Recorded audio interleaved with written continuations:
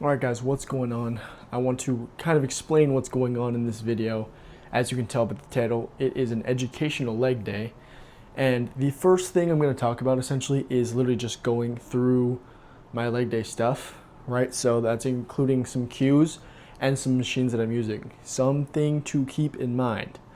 I am currently running an upper-lower split where every other day is a different emphasis. So my first upper day will be more pull focused. My next upper day will be more push focused. Same thing applies to my lower days. So one is more quad focused, the other one is more hamstring focused. That being said, this is a quad focused day, and in this day I still explain what I'm hitting, why I'm hitting it, and some cues to make sure that I'm doing it correctly, as well as some things that might help you standardize your form, or in better words, make your form like easier to keep track of, so that way you can tell if a repetition is legit and not just like you're getting an extra one because of bad form or something like that. That's pretty much most of it, but obviously, enjoy the cool montage first, because that's way cooler than the nerdy educational shit, which will follow the montage, but still important.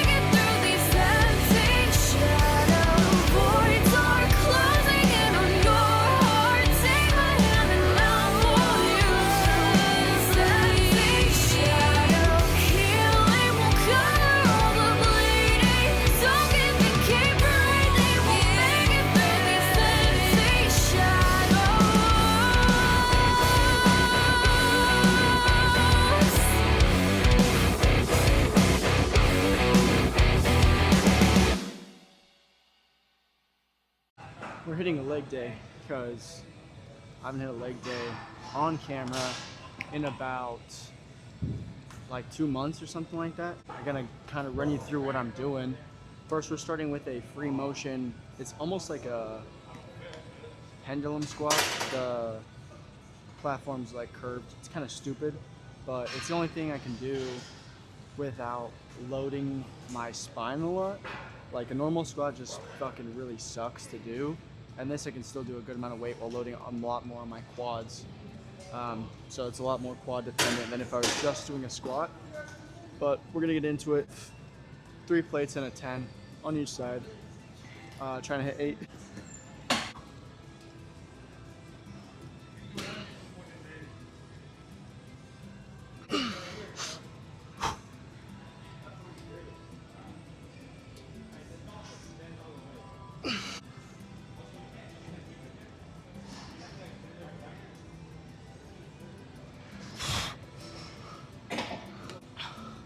That was good, we hit 9. Ideally, as long as we hit 6, that's good. We went up in weight from last time.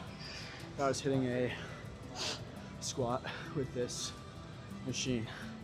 Calf raises need to be hard. If you're not doing hard calf raises, just like any other muscle, man, you're not gonna grow that shit. The thing that you struggle with the most is getting into a position where your heels are beneath your toes.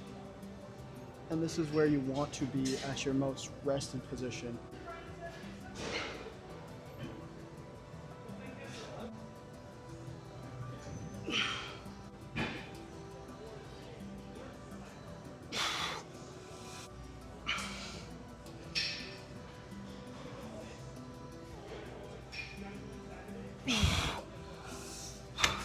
When your heels are below your toes, that's when you don't want to bounce that position, because when you're bouncing, you're using your momentum instead of your actual calf muscle to pull yourself from the bottom.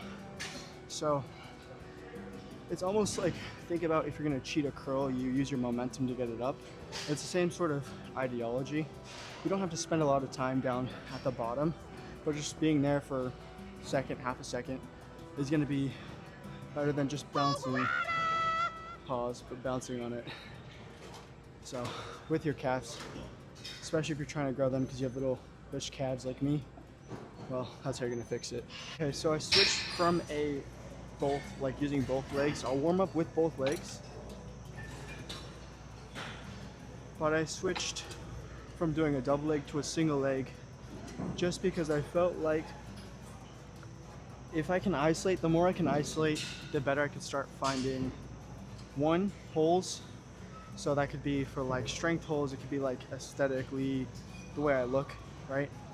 And I can kind of narrow it down, and it's easier to track my progress because when I'm using both of my legs, I can, push with both legs, move the weight. But if I feel it more on my right than my left, I might subconsciously think I'm capable of doing it with my left, even though that's not the reality of what happened. So we're sticking with single leg because single leg is just the easiest way for me to measure over time if I'm actually getting results and kind of just keep track of it. Another thing I'm doing is, instead of pointing my toes up, right, where I'm typically flexing the shit out of my quad, I'm actually letting my toe point towards the floor. The reason for this is because it puts a little bit less strain on the overlapping quad muscles. A little bit. That way the rectus femoris, the one that's underneath, that's gonna make things pop up more, can get a little bit better of a bias. It's more that I'm experimenting with this, and that's my thinking as to why. Because I've lowered the weight a significant amount and still found that this is working single leg, whereas if I were to flex it, I'm able to move it a little bit more. So we're doing that, and then obviously I'm using a seatbelt too.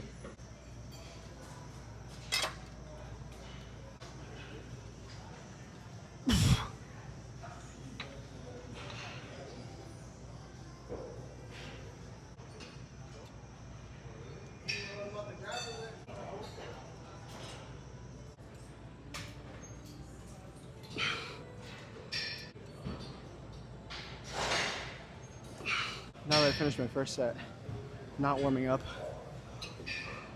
a stupid little cue that I'm doing is, even though I'm using a seatbelt, I'm trying to use these handles to pull my butt down.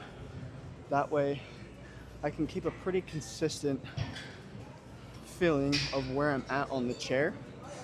So whenever I start feeling myself slipping or my hips going up, even with this on, I can kind of just reset that so that if I do 1 or 2 extra reps, I know whether they're kind of legit or not in terms of ratio to my form. Sheesh. Well, first and foremost, I've got to say, this shit looks so stupid. It doesn't matter if I put it... Sorry. It doesn't matter if I put it here or here or here. Like, anytime it's going to be stupid.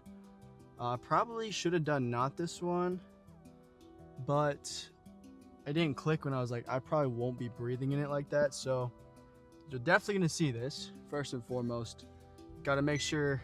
My phone might go crazy here. Yeah, so that's exactly what happened. The fucking phone went crazy. With the music, we are enjoying our birthday cake protein via Thero Sups. I actually didn't have to add that much more water to it. So from the review that I have that will come out before this video, probably. It smells so good. Like, it smells just like frosting, like vanilla cake with hella frosting, like the sugary frosting. It smells exactly like that. It's sweet. I just hit a leg day and I'm still able to drink this, so this is really good. Honestly, like 7.2 is fair, but I'll probably give this like an 8.5 on my second go around. This is really, really good. And I'll go through the leg day real quickly so we can kind of talk about what's in it and what's not in it. Again, we have a little bit more of a raw leg day. Pause. We started off with our squat. That's our heavy movement. I've seen people push that towards the back. I've tried that, and honestly, it wasn't that bad, like, to tell you the complete honest truth. However, I kind of just prefer to put it first. That way I can get it out of the way. Maybe it's more of a mental thing for me. I do understand why people put it at the end because their legs are super warmed up. You know, everything else is pretty warmed up. And they can still put a lower weight with still the same amount of effort. And you're still going to be growing. Makes a lot of sense to me. However, I think that putting it at first just allows you to push that much harder. So I'm not sure. Realistically, the way I think about it is your first 3 sets are kind of the ones you're going to get the most out of. That's an arbitrary number that I picked based off of like the way other people have explained working out to me, and just some things that I wouldn't say that I'm necessarily like looking at as inherent truths, but more looking at like they are guidelines, I guess. And you know, those numbers realistically could not mean shit, but 3 kind of makes sense because to me, I feel like those are the ones you can push the most out of, and those are the first 3 things I would do. That's kind of why I do something that's a leg extension, or sorry, some sort of squat pattern for my quads. I do my leg curl, and then I do my calf raises because I feel like I'm going to get the most out of those. And then everything else is just supplementary, same shit. Yeah, I went to school for biology, not for English. Clearly. We started with our squat. I like that machine because I can load it still pretty heavily, and although I have the weight directly on top of me, it doesn't feel like, because it's so free, or sorry, because it's a little bit more restrictive in the way that it moves, it can keep me in a better position rather than if I was squatting.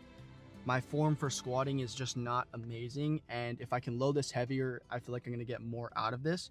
Because I also feel more confident going lower on this. And maybe that's just because I'm not scared of dying as much as I would be with a squat. So there is some little bit of trade-off there. At 2 sets, we have our warm-up set. I was able to push some weight. So clearly what I'm doing is working, like I was saying earlier. But we are going to push a higher amount of weight next time, because I was able to do that for 9. And honestly, I was able to do that for both sets. So I feel really good about that. Next thing I did was my calf raises. Typically, I put those in third. I'll do my leg curl first, but just because people didn't necessarily let me get into the leg curl right away because of the amount of people that were here, I hit my calf raises. I explained a little bit of how that worked. Again, we did 2 sets. I like doing the seated, the seated leg. All right, so I was being stupid, but basically my iPhone overheated. I remember I was explaining why I like doing the calf raises on the flat leg extension or leg press, just because I think I'm able to get a deeper stretch rather than the hoist machine, which feels weird as fuck. Also, I don't like the leg presses that they have that are seated. I would rather have like a pendulum kind of movement. And not having that, I don't feel like I'm able to get a good leg press because hamstrings are tight. And also it just doesn't feel necessarily correct, the movement, but that's just me. I was talking about calf raises. Normally I do my calf raises third, but did them second. Leg extension was the last thing I did. And normally I don't try to make that the last thing I did. I'm skipping over shit. Let me start this again. I went through my squat, explained that. Went through my calf raises, explained that.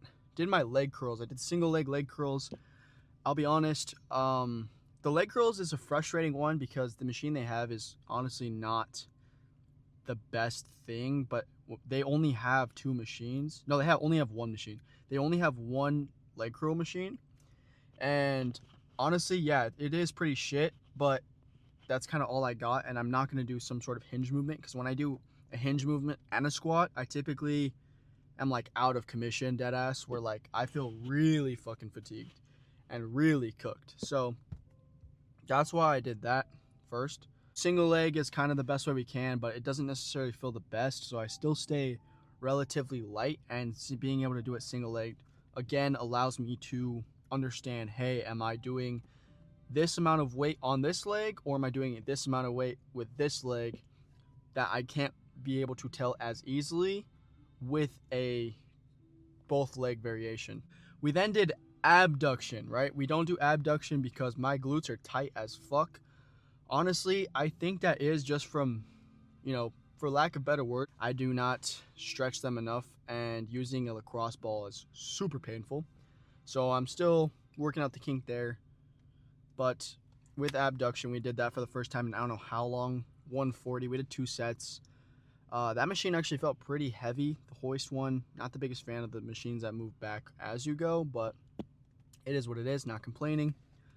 Then we went to our leg extension. I explained why I did my leg extension the way I did with single leg. Again, having a seatbelt, as stupid as it sounds, as stupid as it looks, I think it's helped me a lot because I am able to, first and foremost, I can feel if my form goes. And second of all, it's just another thing to help me stay very cognizant of it, right? So without having to put a ton of focus into it, I can tell if my form goes. I don't know why my phone's being like this, but whatever. There's that. I explained that. So we're gonna get some grub. Absolutely destroyed this. I do have a cream of rice that I was able to make, blended up, all that stuff. So a video on that will be coming out soon. That way you don't have to spend the $30 for $40 for a fucking bag of cream of rice. And you could just buy a $25 dollar bag of rice from Costco. That's what I did. Again, look at that bicep. Kind of fire. Shoulders looking like ass, but there's pros and cons. So go have some cream of rice and go home. That's it. Love you guys. Thanks for tuning in. Thanks for learning today on this leg focus day. Most of the time, leg days, nobody really wants to watch that shit unless you're trying to grow your legs. And look, I really do think that there is something to that 3 sets, that if you really want to grow something, you should include it in your first 3 sets. I truthfully believe that. That's why I do my calves near the front of my workout, not the last thing that I do. But maybe I'm tripping sack. Maybe I'm wrong. We'll see in about a few months, realistically, if my calves, for one, they're getting stronger, but for 2, I do think that they're getting a little bit bigger. So I will see you guys in the next video. Thanks for tuning in, and